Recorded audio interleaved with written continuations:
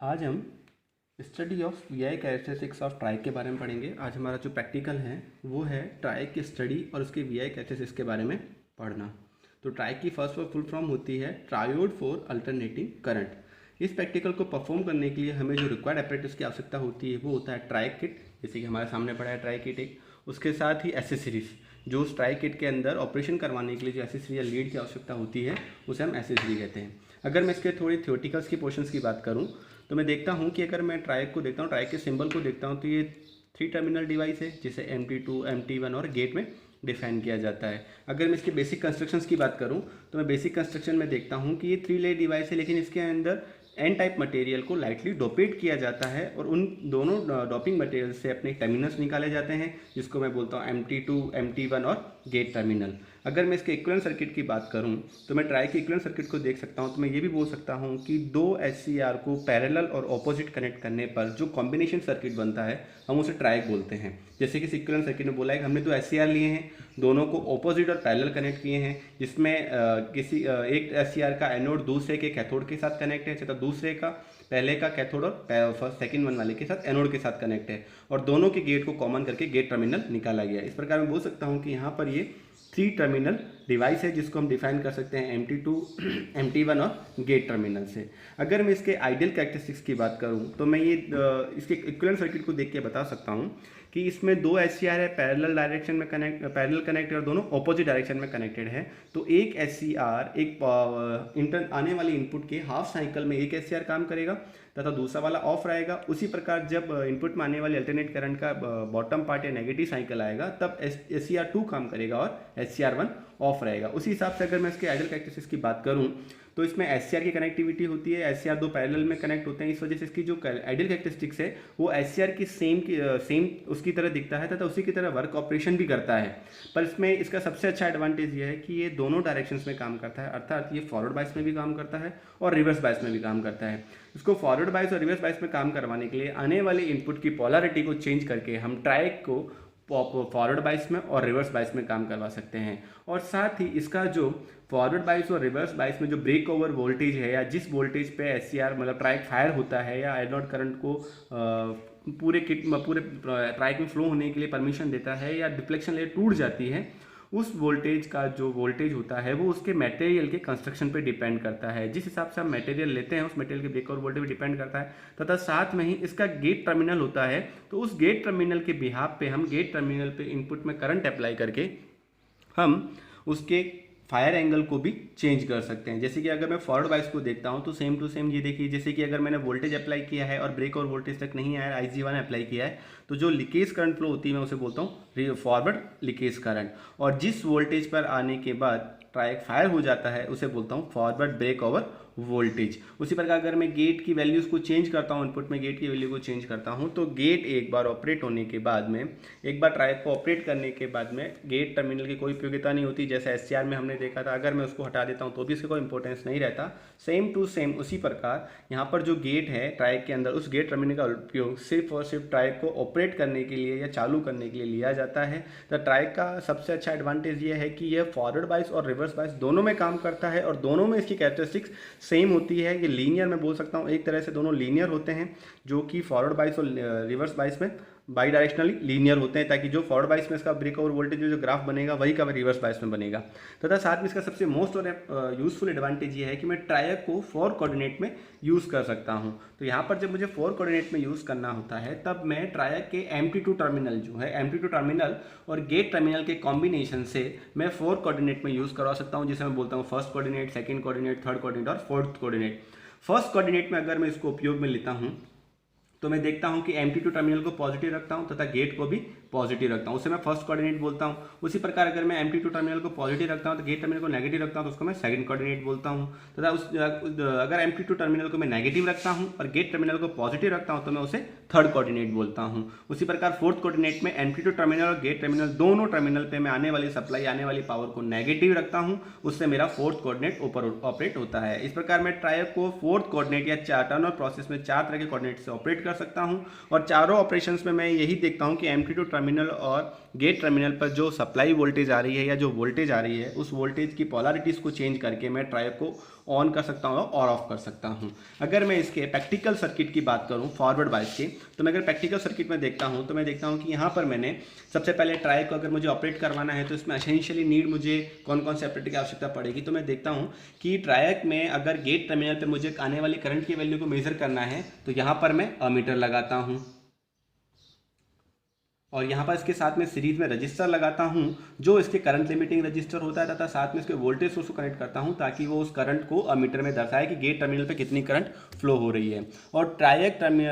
के MT2 terminal और MT1 terminal के रेस्पेक्ट में कितना वोल्टेज है उसको मेजर करने के लिए मैं पैरेलल में वोल्ट मीटर लगाता हूँ ताकि उसके रेस्पेक्ट में फ्लो होने वाले वोल्टेज को देख सकता हूँ कि अगर यदि ट्रायक ऑन नहीं होता है, ऑफ मोड में होता है, तो उसके रेस्पेक्ट पैरेलल कितना वोल्टेज लगता है, तथा जब अगर ट्रायक ऑन हो जाता है तो ऑन होने के बाद में ट्रायक के MT1 और MT2 टर्मिनल के रेस्पेक्ट में कितना वोल्टेज लगता है उसको भी मैं मेजर कर सकता हूं। और इसके साथ ही मैं सीरीज में एक रजिस्टर के साथ में अमीटर लगाता हूं जो कि MT2 टर्मिनल और MT1 टर्मिनल के रेस्पेक्ट में फ्लो होने वाली करंट को मेजर करता है कि अगर यदि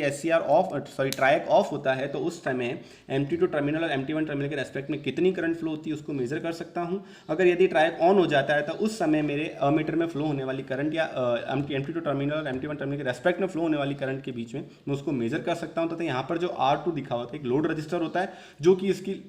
करंट की वेरिएशंस को चेंज करता है, तथा यहाँ पर जो वोल्टेज सोर्स लगा होता है ये वोल्टेज सोर्स MT2 और MT1 टर्मिनल के बीच में लगा होता है। यहाँ पर जो प्रैक्टिकल फर्स्ट सर्किट दिखाया गया है ये फॉरवर्ड बायस में ऑपरेट करवाने के लिए यूज में लिया जाता है। अगर उसी प्रकार अगर मैं इसको रिवर्स बायस में ऑपरेट करवाऊँ तो रिवर्स बायस में ऑपरेट करवाने के लिए मुझे सिर्फ और सिर्फ आने वाली इनपुट की सप्लाई की पोलैरिटीज़ को चेंज करना होता है। अगर मैं इनपुट में आने वाली पोलैरिटीज़ को चेंज कर देता हूँ तो ये रिवर्स बायस में काम करता है। जैसे कि मैंने देखा है कि यहाँ पर gate terminal same to same positive current आ रही है, पॉजिटिव डायरेक्शन से कनेक्ट कर रखा है। अगर मैं ट्राई के MT1 टर्मिनल और MT2 टर्मिनल के बीच की बात करूँ तो यहाँ पर सोर्स लगने वाले सोर्स की पोलैरिटीज़ को मैंने ऑपोजिट कर दिया है। देखिए यहाँ पे मैंने पॉजिटिव नेगेटिव किया है तथा फॉर रिवर्स बायस में ऑपरेट करने के लिए मैंने उसको नेगेटिव और पॉजिटिव किया है। जैसे ही मैं इसकी पॉजिटिव नेगेटिविटी चेंज करता हूँ तो यहाँ पर अमीटर और वोल्ट मीटर के जो कनेक्शन है या जो पैरेलल में लग रहे हैं उसके टर्मिनल को भी चेंज कर देते हैं। जैसे कि यहाँ पर अमीटर लग रहा था नेगेटिव से पॉजिटिव, यहाँ पर लग रहा है पॉजिटिव से नेगेटिव। वोल्ट मीटर लग रहा था पॉजिटिव से नेगेटिव फॉरवर्ड बायस में, जबकि रिवर्स बायस में लग रहा है नेगेटिव से पॉजिटिव। इस प्रकार मैं इसके कनेक्टिविटी को चेंज करके मैं इसको ऑपरेट कर सकता हूँ। तो जब मैं इसको ऑपरेट करता हूँ तो यहाँ पर फॉरवर्ड बायस और रिवर्स बायस में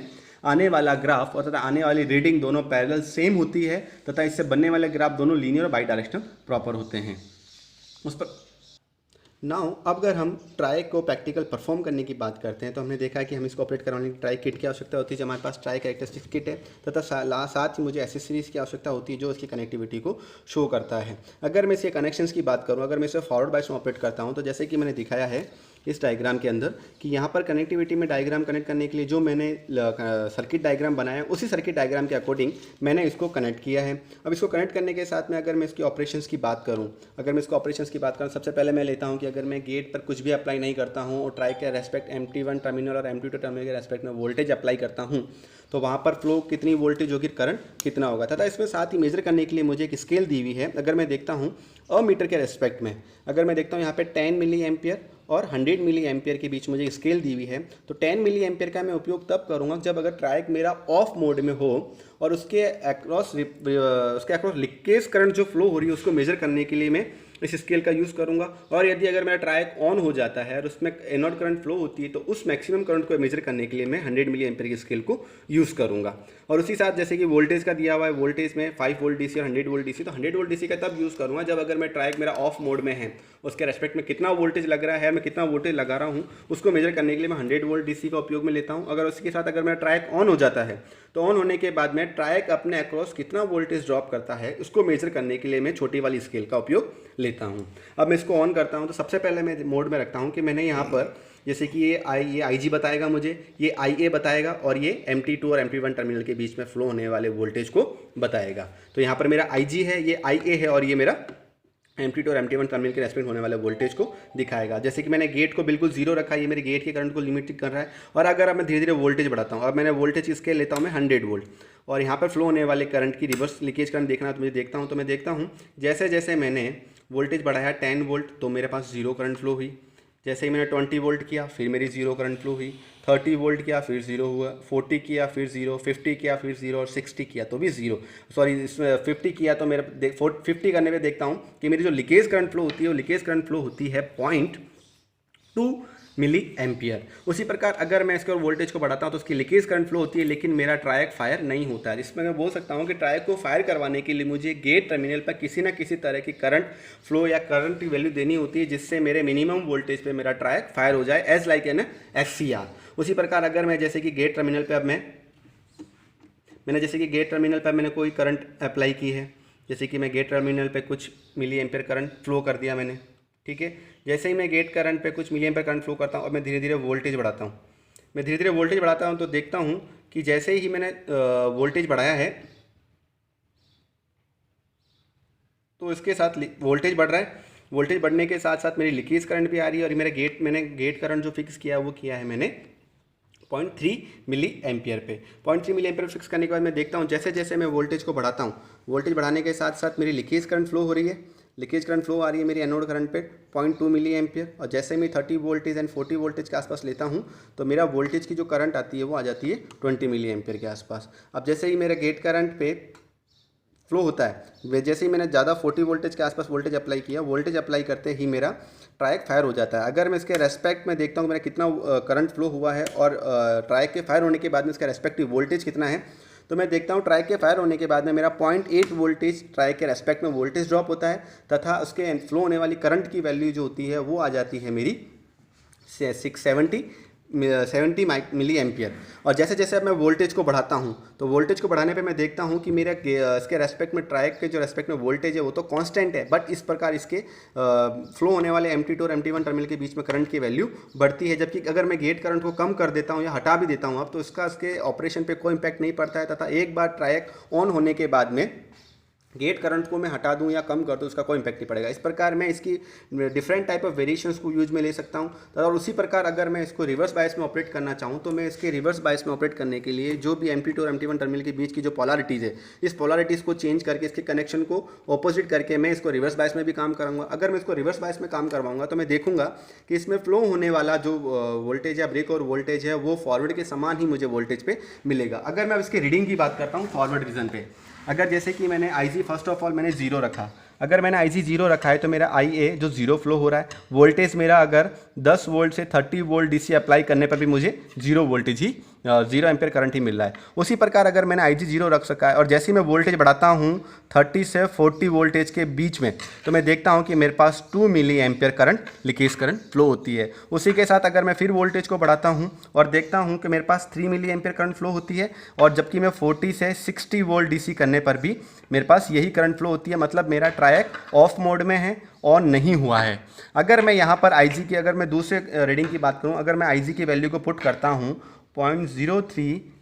मिली एम्पियर, तो मैं देखता हूँ कि अगर मैंने वोल्टेज बढ़ाया है 10 वोल्ट से 20 वोल्ट के बीच में, तो मुझे मिलता है 1 मिली एम्पियर लीकेज करंट, जैसे कि मैंने अभी देखा था, हमने प्रैक्टिकल परफॉर्म में किया था। उसी प्रकार मेरा ये IG करंट कांस्टेंट होता है, और जैसे जैसे मैं वोल्टेज बढ़ाता हूँ 20 से 30 वोल्ट के आसपास तो मुझे मिलता है 2 मिली एम्पियर। उसी प्रकार मैं 30 से 35 के बीच में जाता हूँ तो मुझे 3 मिली एम्पियर मिलता है, और जैसे ही 30 से अक्रॉस जाता हूँ तो मेरे पास 40 मिली एम्पियर करंट फ्लो होती है, जबकि मेरा जो वोल्टेज ड्रॉप होता है वो वोल्टेज ड्रॉप हो जाता है 0.8 वोल्ट। अब जैसे जैसे मैं रीडिंग बढ़ाता हूँ या जैसे जैसे इसके MT2 MT1 रेस्पेक्ट में वोल्टेज बढ़ाता हूँ तो मेरा ये वोल्टेज कांस्टेंट रहता है, लेकिन एनोड करंट या जो करंट फ्लो हो रही है मैक्सिमम वो हो जाता है मेरा 50 मिली एम्पियर 60 मिली एम्पियर। इस प्रकार मेरे को इसमें रीडिंग मिलती है फॉरवर्ड बायस में। अगर उसी की पोलैरिटीज़ को चेंज करके